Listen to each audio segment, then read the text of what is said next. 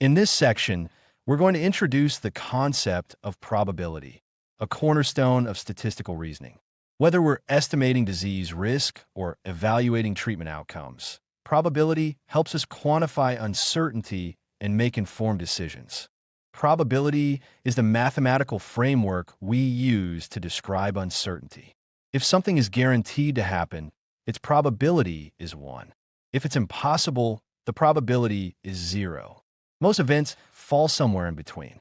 For example, when we roll a die, each face has a probability of 1 out of 6. In biostatistics, we use this concept to understand things like the likelihood of a side effect occurring in a clinical trial.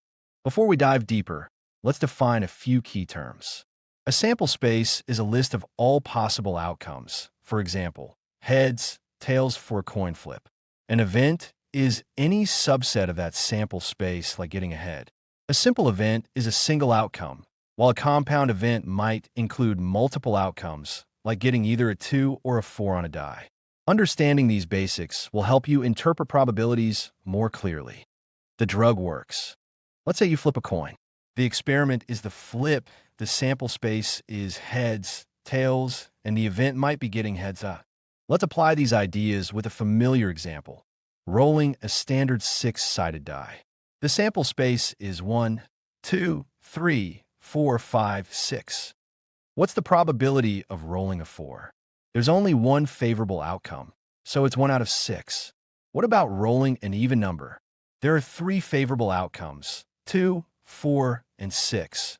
So the probability is 3 out of 6, or 0.5. Show table. This chart compares the 3 types, and we'll go through examples of each. Here's the formula we use. Probability equals the number of favorable outcomes divided by the total number of outcomes. So if you draw a card from a standard 52-card deck and want the probability of getting a heart, it's 13 favorable outcomes out of 52 total, so 0.25 or 25%. When we don't know the true probability, we can estimate it using observed data. This is called relative frequency. If a clinical trial shows that 12 out of 100 patients experienced a side effect, we say the estimated probability of the side effect is 12% or 0.12. As we gather more data, this estimate becomes more accurate. The law of large numbers states that as the number of trials increases, the relative frequency gets closer to the true probability.